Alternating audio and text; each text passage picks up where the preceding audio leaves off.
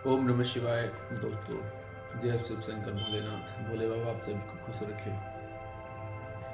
तो दोस्तों, हम आज आपको बताते हैं, जब भोले बाबा ने, सदाशिव ने विष्णु जी को और ब्रह्मा जी को ये सृष्टि कार्य और सृष्टि पालन का जो काम दिया था, तब उन्होंने ये भी कहा था कि मेरा पूर्ण रूप जो रुद्र होगा उसका भी अवतार होगा और जो संसार का पालन में काम करेगा तो संसार के लिए होगा। जो और दोस्तों, जो रुद्र रूप है जिसे हम शिव कह के पूजा करते हैं, वही उनका रुद्र रूप है। और उन्होंने ये भी कहा था कि वो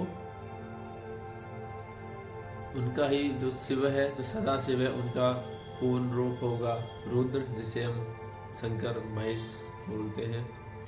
और उनका ही रूप होगा जो अवतार लेंगी, वो होगी सती, जो राजा दक्ष की कन्या होती है, जिनका विवाह शिव से होता है।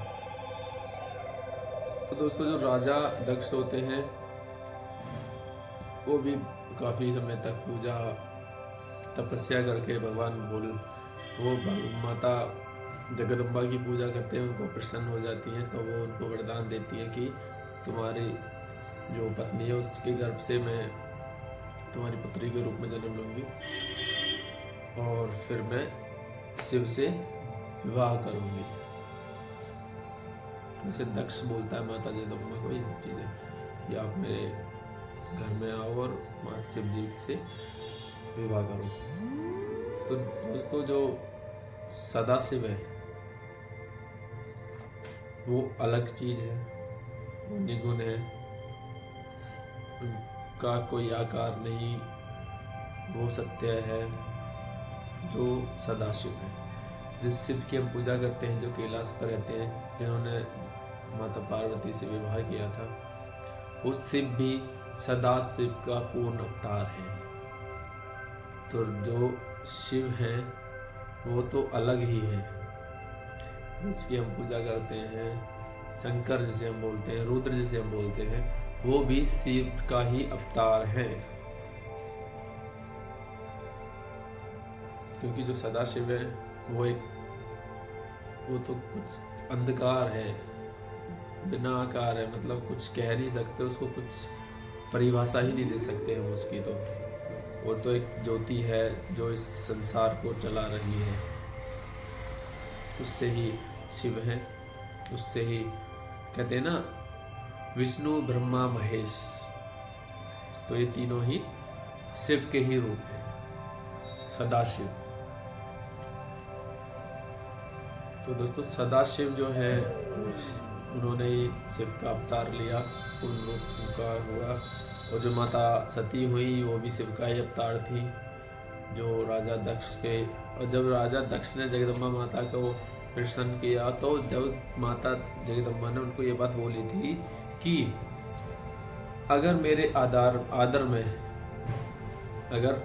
आदर में थोड़ी भी त्रुटि हुई या मुझे सम्मान नहीं मिला, तो मैं तुरंत ही अपना देह त्याग दूंगी। इस वजह से ही जो माता सती थी वो सती हो गई, क्योंकि उन्होंने जब वरदान देने से पहले ही दक्ष को ये बात बोली थी। तो राजा दक्ष ने जब उनके पति का अपमान किया, शिव जी का, उनको नहीं बुलाया जो हवन में, तो उनका अपमान हुआ, तो माता सती का भी अपमान हुआ। तो उस अपमान की वजह से, और उनका वरदान भी था कि अगर मेरा अपमान होगा तो मैं देह त्याग दूंगी, तब वो उस अपने देह को त्याग देती है।